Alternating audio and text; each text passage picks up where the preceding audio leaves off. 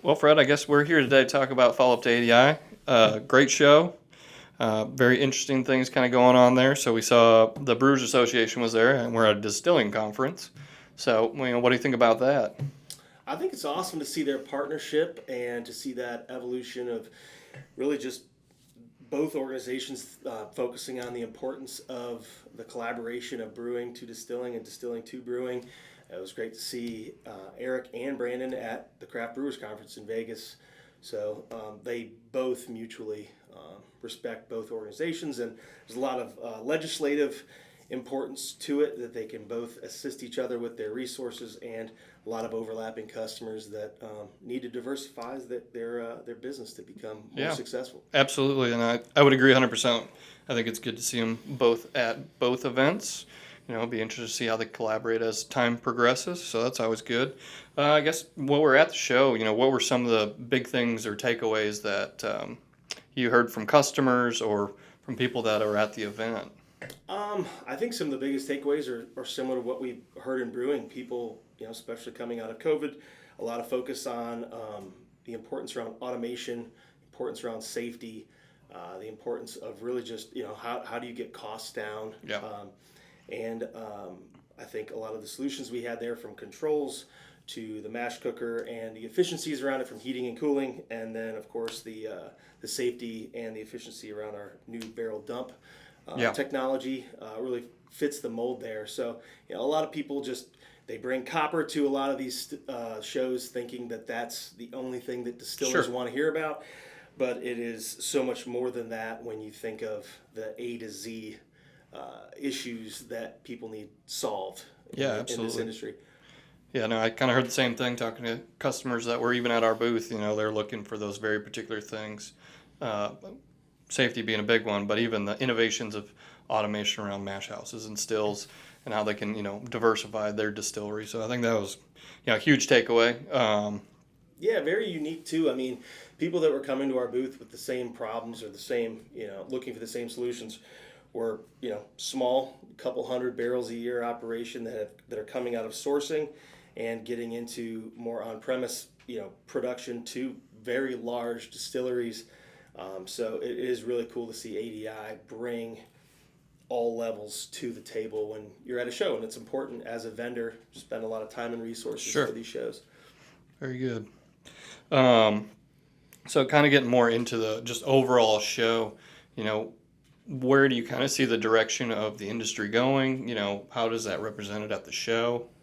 Anything in relations to that you kind of saw going on there at ADI?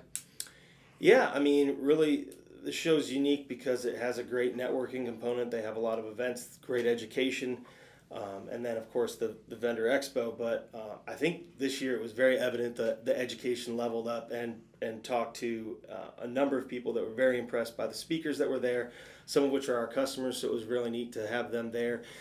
But, really, people being able to still contract right now, get whiskey at a pretty good price. I mean, there's no question there's an abundance of it out on the market, but also, you know, people that are still have a passion for the craft and trying to Gotcha. get into the market, even if it's small, and knowing where they're going to be in 3 to 5 years to scale. Gotcha. Cool.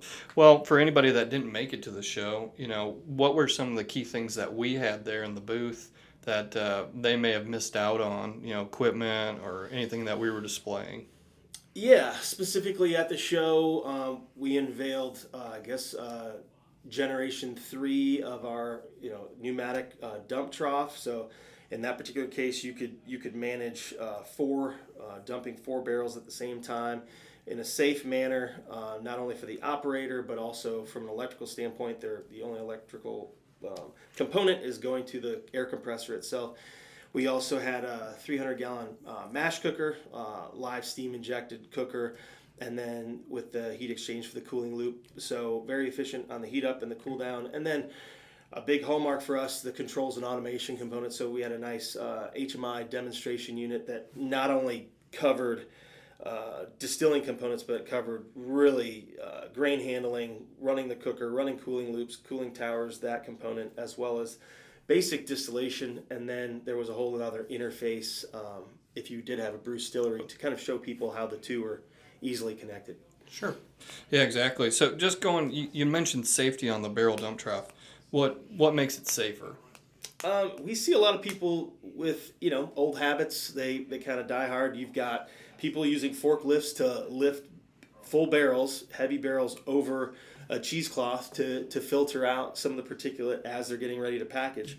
This eliminates that at a very valuable, at a great price, where pneumatics can lift the barrel up with eliminating the forklift, eliminating the potential of someone hurting their back or the barrel falling off. You're dealing with a high-proof liquid, so the pneumatics is all compressed air, and we're really telling customers you're mounting the air compressor out of the C1D1 hazardous rated zone, and then all the lifting mechanisms, very easy bearing roll system. So it's pretty simple. You're looking at operators that are dumping several hundred barrels a day on a system of this size. Sweet. In a safe manner. Well, that's good. Yeah, definitely something important for the industry. We want people to do this safely. Awesome. You mentioned efficiency around the mash house.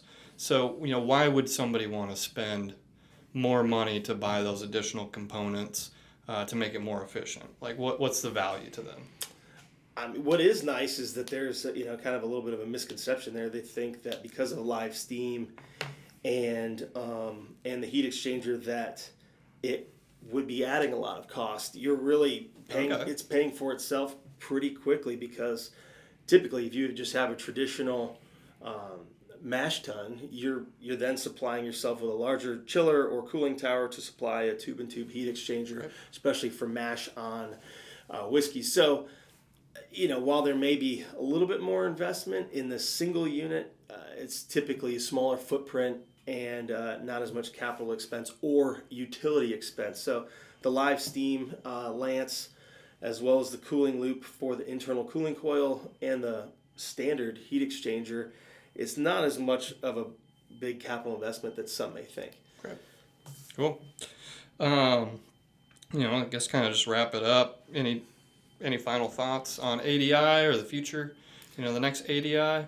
Yeah, they haven't announced yet where the next will be. They always do a really good job covering all the different time zones, so it's nice to see different pockets of our customers.